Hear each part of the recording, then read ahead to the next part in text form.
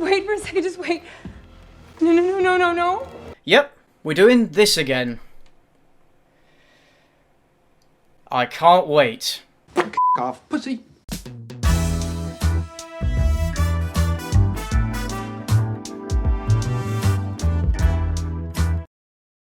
Once again, we're dissecting 2018's The Predator. This is a part 2, so if you haven't seen part 1, go and check that out first. It's been a wild ride. Among many other things, we've had an already weak story butchered by terrible editing, unconvincing autism, and even a little bit of scandal. Olivia, what was it like working with, I guess, on this movie, the world's biggest predator? Is that what you did this time? Oof. And we're only halfway through. What? When we left off, the Predator mask that Rory was wearing had just destroyed a house full of people. And it was at this point, as I watched him fly across the screen like a ragdoll, that I realised something. This film is really funny. I don't think I emphasised this enough in part 1, but the combination of the ridiculous story, poor execution and over-the-top violence creates such a cocktail of unintentional hilarity that I couldn't help laughing my way through it. And I'd say it's worth watching for that factor alone, especially with a lot of alcohol and a few friends. If you have any friends.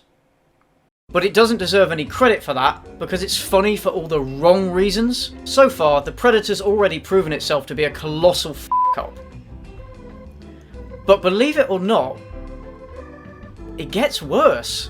After blowing up the house and scaring away the bullies, Rory has run off and the loonies have set out to find him. Over what I'm assuming is the police radio, they hear someone referring to Rory and this tips them off as to where he's going. But why aren't the police following Rory then? Why isn't the person who called in following him, if it was a police officer? Listen, the kid's spooked, he's rabbiting. Oh, spooked is he? Is that what this is? Rory arrives at the baseball field next to the school. The aggressive dog from earlier turns up, but now he's fine? Why?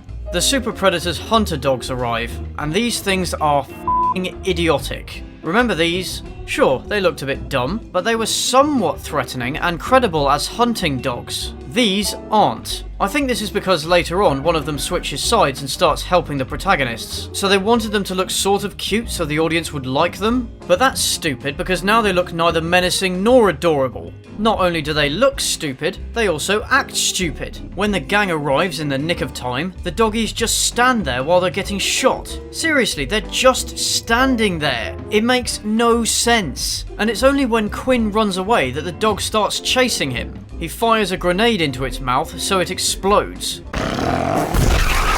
You can't tell me that isn't hilarious. The special effects are on a par with Troll 2, and the other dog is still f***ing standing there. This thing is so dumb that Nebraska is able to walk right up to it and shoot it in the head, and then it just sort of wanders off. What kind of hunting dogs are these? The normal predator shows up and takes one of them hostage. Baxley uses Tourette's, it's super effective, and they escape into the school. Can you tell your kid to tone down the psychosis, please? You want him to turn down his autism.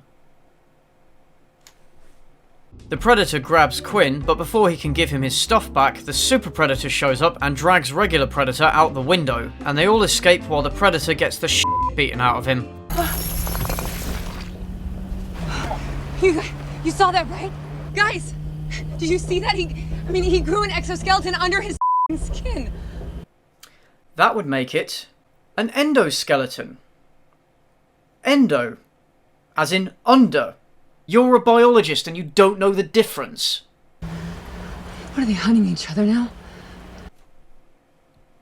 Seriously though, that was completely unnecessary, and I hate it when films explain things to the audience that have literally just been established, like we're f***ing 5 years old. This film does it a lot, and it's really starting to piss me off. Also, another side note, what happened to the dog? It was running towards the van at the end of the scene, and then we never see it again. Doesn't really matter, I'm just looking out for my brothers, you know? That nigga. Is he actively trying to not be taken seriously? The men in black realise that Rory has the operating system to the Predator's technology, so they set off to find him. Quinn and Rory have a brief, stunted heart-to-heart, and this is the closest the film comes to exploring the familial impact of autism in any serious way. And even then, it falls flat on its face and goes nowhere. Are we gonna get killed? Nope. Okay then. From examining the alien piss, which is actually spinal fluid, Brackett believes the predators are using the fluid, taken from some of the strongest specimens they hunt, to upgrade themselves. I think they're attempting hybridization. What is that face? Could she be any more condescending? That little boy managed to figure out alien technology.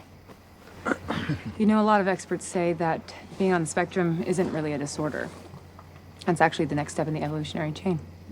No, they don't.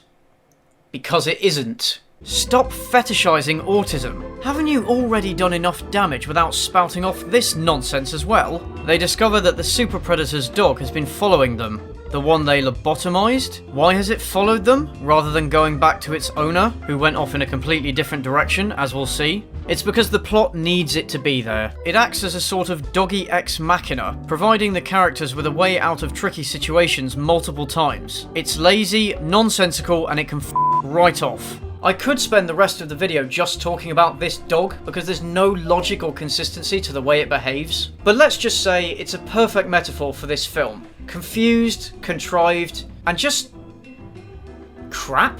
The men in black arrive and the loonies scatter. Traeger interrogates Brackett, which is an excuse for buttloads of exposition. Basically, the Earth will soon become uninhabitable because of climate change, so the predators are increasing the rate of their visits to snap up all of our best DNA before we're gone, so they can adapt themselves to live on our planet. The regular predator came to Earth on a hijacked ship and has brought something for humanity to use to fight back against the other predators.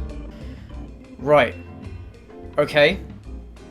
There are so many things wrong with this. First of all, why would the regular predator do this? No possible explanation is offered. Remember the spinal fluid from earlier? They said that they got it from the regular predator, the one with human DNA, so that one must be part of the group that wants to hybridize themselves. So why would it want to stop them from colonizing the planet? It would be going against its entire species. What would it have to gain? If this predator wanted to help humanity, why didn't it try opening up communications instead of murdering everyone around it? Why did it murder Quinn's friend and go to the effort of stringing him up and collecting his spine? Why would it do this if it wanted to help humanity? And based on that behaviour, what possible reason do these guys have to think that it was trying to help them? And why did it choose to make the recovery of its equipment a top priority instead of, again, trying to communicate?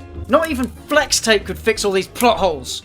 This retconning also ruins another part of the Predator mythos that made them so cool. No longer do they take the spines of their prey as trophies because it's totally badass. Now they're doing it to collect samples. That's fucking lame! And why didn't Traeger tell her this information back at the super secret base? She was there to investigate Predator hybridization, and this would have helped her enormously. Why is he telling her all this now? He clearly didn't need her input, and we already know he wants her dead, so she doesn't need to know. This is just villain's exposition, and it's f***ing lazy. We've still got half an hour to go. The super predator crashes its way into Quinn's house, stabbing a guy through his butthole? Oh, for f***'s sake. It discovers that Rory has used his autism to draw maps of the Predator's crashed ship.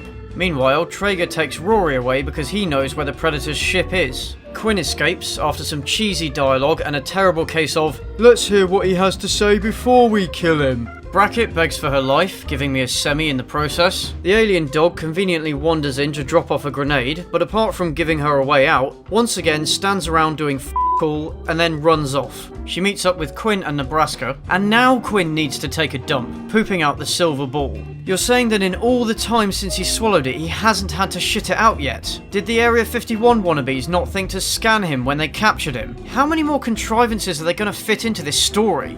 This thing is a hybrid? What does that mean? Meaning it's a Chinese menu of DNA comprised of the deadliest species in the entire It's our universe, yeah? galaxy. What? Galaxy. 250 billion stars? Why go universe? Just saying. Am I meant to hate this character? The loonies have somehow acquired a chopper! So off they go to the crash site, where the baddies are already setting up camp. Now, it's been established that they needed Rory in order to find the crash site. So we find the kid, we find the ship.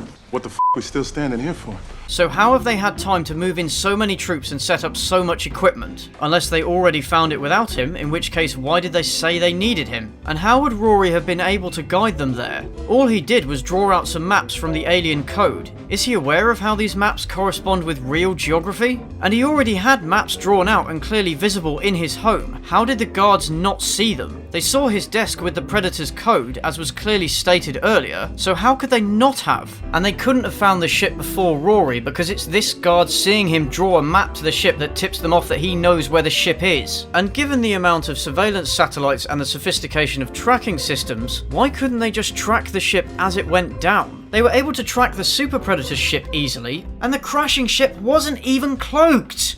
You see how none of this makes sense if you think about it for more than a fucking second.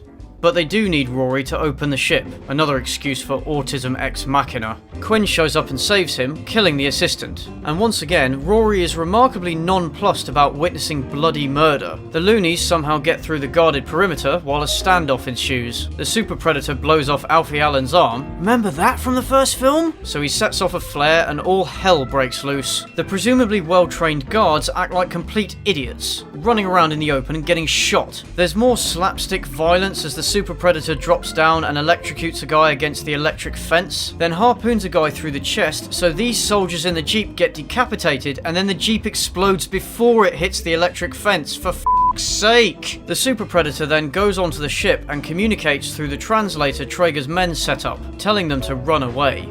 I offer time advantage. Go. What the fuck is time advantage? Like a head start? This bitch. Okay, so we split up. 12 different directions. McKenna's the one he wants. No. We'll stay together. It'll take us one by one. He's right. It's their MO. Grow a dick, will ya? Actually, that guy's got the better idea. If they go in separate directions, the Super Predator can't possibly follow and track down all 12 of them. Staying together just means it will be able to kill them all. It's already proven impervious to gunfire, so what are they going to do to it? Insult its mum? The alien dog has followed them again, so they trap it in a van, then they hightail it through the woods. They have some of the Predator's weaponry with them. Traeger equips the Predator's shoulder cannon. One of the goons freaks out and throws a Predator shuriken, but then it boomerangs back and cuts his f***ing hand off. And while he's screaming in pain, Traeger shoots him in the head to keep him quiet. Bit late now, don't you think? The Super Predator bites another goon's head off, then fires a blade that tears a guy in half like a rag doll. And in both cases, the CGI is shocking. Traeger!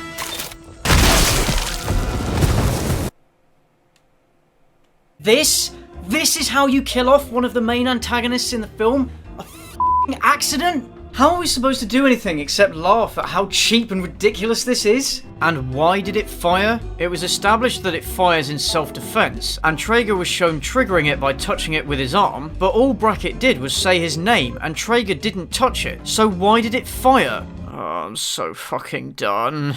Baxley has jumped on the now burning Super Predator to repeatedly stab it, so it throws him against a tree, which impales him. Then it also disembowels Coil before falling off a cliff. Since these guys are really close friends, as was revealed earlier, they end each other's suffering. This is supposed to be an intense emotional moment, or the closest thing there is to one in this film, but the delivery makes it come across as so silly that I couldn't help but laugh. The Super Predator overpowers Quinn and Brackett, capturing Rory and taking him back to its ship. He said he wanted me. No. He said he wanted McKenna.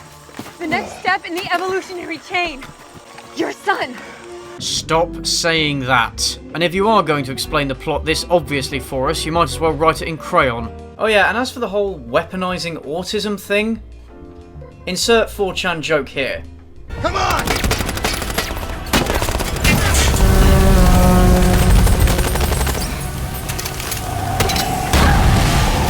Was that meant to be funny? I honestly can't tell anymore. The Super Predator activates its ship's shields. Quinn and Nebraska manage to avoid it, but Nettles just stands there and gets his f***ing legs cut off.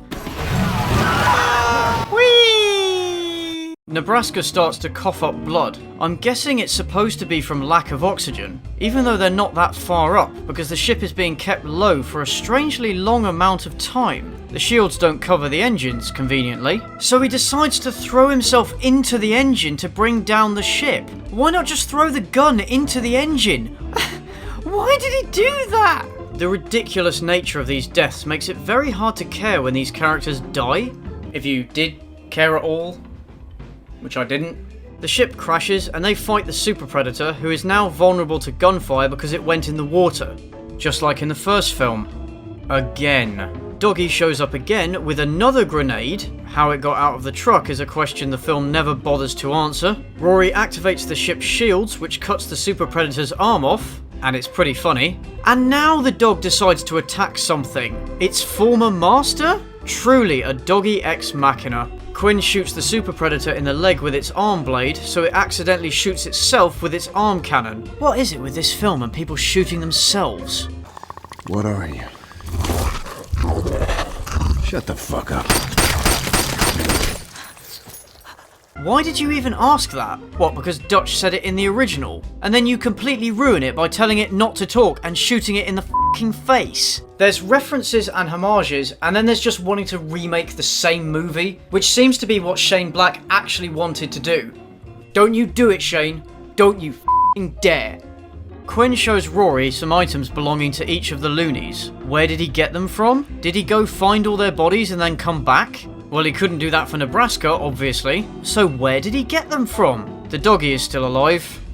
Yay. We skip forward a bit. F knows how long, the film doesn't tell us. At another super secret base, we get more dialogue repeating what we heard earlier about the Predator bringing us something.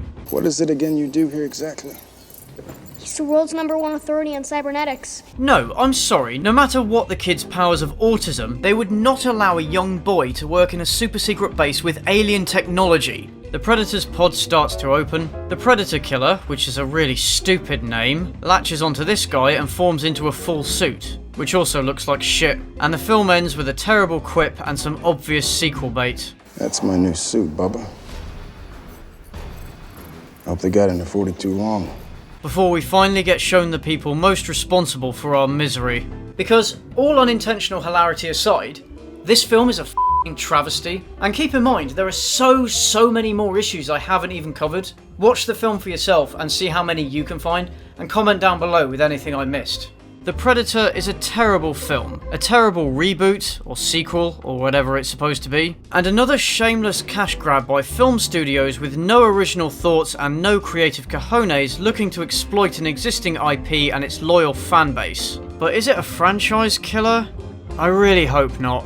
I think it's still possible to make a good film featuring the Predators. The key thing is to respect what makes them so compelling a villain in the first place. Take the series back to its roots. Predators managed this to some extent, so the potential is still there. But first, they need to stop writing utter shit. Stop explaining things that don't need to be explained. Stop rewriting the lore in order to tell the story you want to tell while contradicting or ruining what came before. Stop pandering to nostalgia and excusing lazy writing in order to make a quick buck. Give it to people who are both passionate about the franchise and are capable enough not to f*** it up. And most importantly, stop assuming that just because you're working with an existing IP with an inbuilt fanbase that you don't need to make any effort. Because we as moviegoers deserve better than this. And so do these franchises. But Disney now owns Fox and all its intellectual properties, so I'm not holding my breath. So I guess the next installment will be Predators Adventures for Kids. No, not that. Thanks for watching, folks. Special shout out to all my lovely supporters on Patreon. If you like my videos, do consider becoming a patron yourself. Follow me on the social medias if you want to stay up to date, and feel free to join my public Discord server. Links to all that stuff are down below. Thanks again, folks, and I'll see you next time.